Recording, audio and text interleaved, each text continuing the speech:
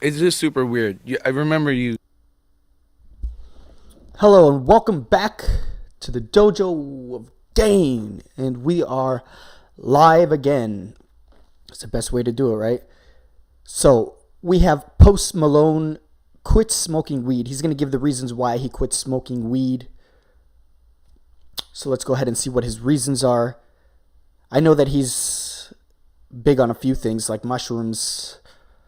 I've heard some other things. I don't really remember. I watched a podcast with him a long time ago.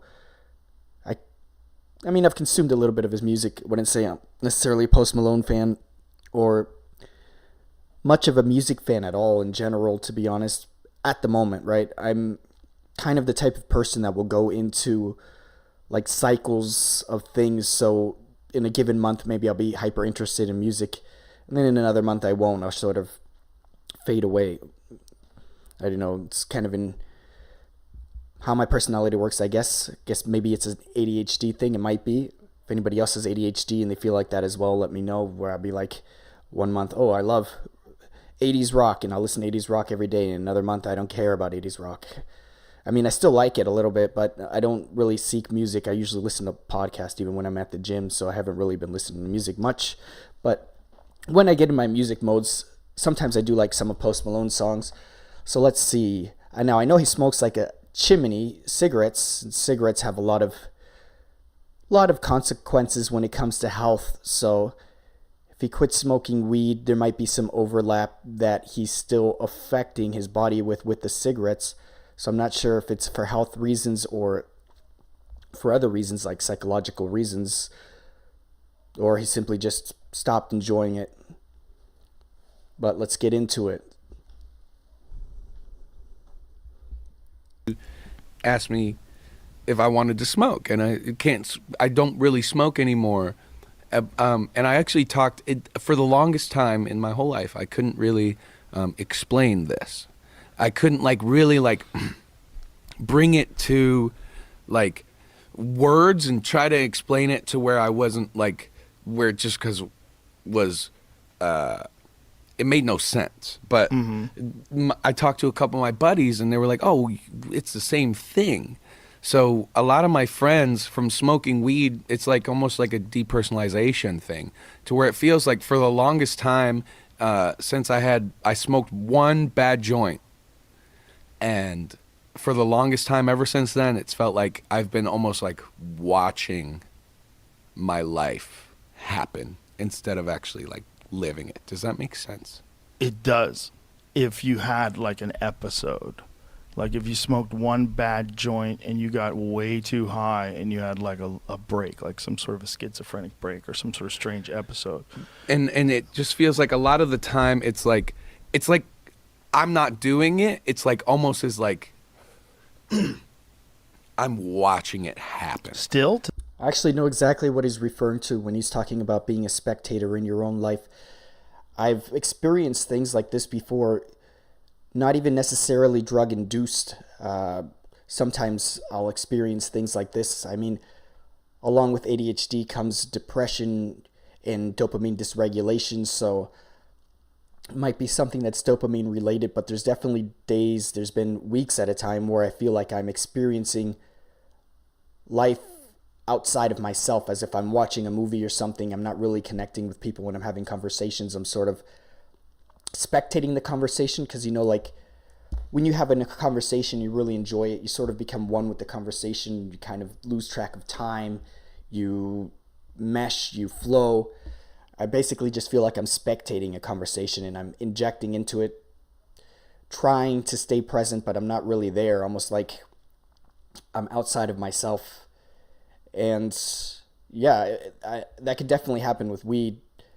I've had things happen like this with weed as well. I mean, let's keep going, but I understand exactly what he's talking about. I'm not sure what the stimulus is for it. I'm guessing since weed stimulates dopamine, maybe it's something to do with dopamine dysregulation. I mean, there's other things that weed causes, like blocking REM sleep, and the brain needs REM sleep to repair properly. Sorry, it needs REM sleep to properly create memories It needs REM sleep to learn things. Basically, REM sleep is when you dream, so your brain sort of passes the entire day as you sleep over again backwards, right? It doesn't pass it the same way that you went through it. It passes it backwards, so the last event first, and basically taking in the information that's important so you can remember, storing it into your hard drive, right? If your brain was a computer, so that it can become a permanent memory, because you don't remember most things. So it's taking those important moments, and by blocking REM sleep does make it a bit difficult for your brain to function properly. So there's a lot of reasons that weed could cause some odd states. I'm not really sure. Somebody that's a doctor or a neurologist probably would know. I'm just giving speculations. Also, weed causes neuroinflammation as well. So it does a few things that aren't very good. Now, because a lot of people, they really put weed on a pedestal and say that there's nothing wrong with it. I mean, it's safer than alcohol, in my opinion. If I'm going to be honest, smoking every once in a while shouldn't do any damage. You smoke on the weekend or something like that, but chronic usage, that could happen, or getting overly stoned, like you just get baked out of your mind. It cause something. If you're prone to schizophrenia, you can get schizophrenia like they were mentioning before. Let me stop rambling. Let's go back. To this day? To this day, a lot of the time, yeah. And it happened because of that one time. I had never felt it in my life before that. Wow. So it's like, and I talked to my friends, and they were like, "Oh, that's like depersonalization." I don't exactly know what happens or what goes on, but it's a pretty common thing, I feel like, for people who have had a negative experience with THC or something. Yeah, like that. Or whatever the fuck was in that joint that I had in LA that one time, Right, you don't know what was in it. That's true too. Maybe it was just fucking LSD or something, and it totally just caught me, but I felt different. To this day, I still feel different. That's so weird. But it could just be THC. This guy Alex Berenson wrote a book about it. It's called Tell Your Children. And it's about how there's a certain percentage of people that, especially with high dose THC, they can have a schizophrenic break or a psychotic break. Something goes wrong. I used to smoke crazy. I used to smoke a lot, do the volcanoes and all that shit. That's so fun. It was so fun. One time. Wow, that's crazy. One time. Maybe there was something in it.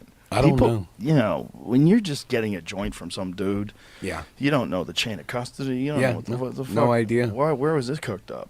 No idea. Ron White was in the green room at the club one night, and he pulled out this joint. And he goes, "This joint costs $75."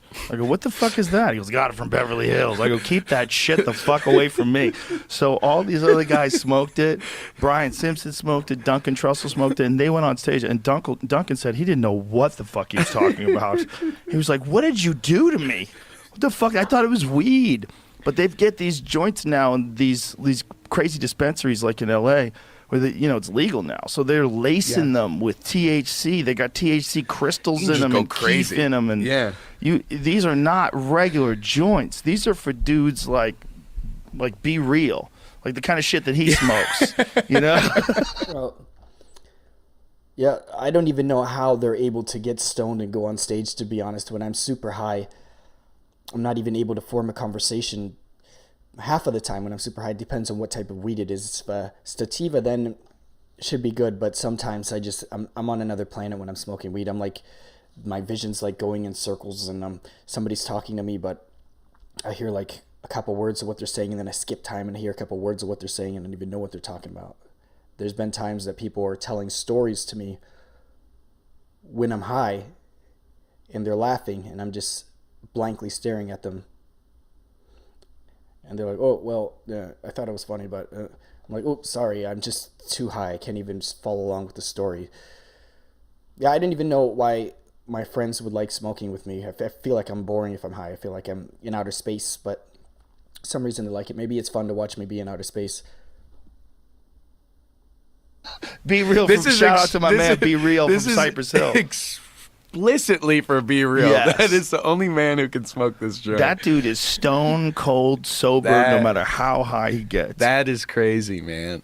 I wonder, A lot of my buddies are like that too, man. You have to smoke a lot Yeah. to feel high. Yeah, I can't It's- keep up with those fellas. I It's- can't keep up with those. I did his smoke box show where they get you super high and they put you in this dope car and they have cameras in the car and you sit there and just You just smoke hotbox the car? hotbox Cool. the car, and it's ridiculous. I was so high, I didn't know what the fuck I was talking about. I was like, I gotta get out of here. I gotta go to bed. I get high. I'm convinced too. I get secondhand high from my green room. 'Cause Oh, you my definitely buddies do. fucking blow down. You definitely do. I've seen people get secondhand high from me in this room. I've seen it where they're all of a sudden they have a hard time remembering what they're talking about. I go, bro, you got high. You got high whether you liked it or not. And maybe I am high. Maybe a little bit. I like- Maybe Bro, no offense to Post Malone, but I feel like I can smell that room with the cigarette smoke. Cigarette smoke has a particular smell. Would I endure it to have a podcast with Post Malone? Most definitely. Be pretty fun.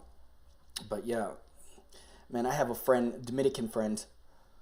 He just smokes like loads and loads and loads of weed. I'm not going to say his name because, you know, you got to have some respect. But there was a time we decided to go to a Puerto Rican restaurant.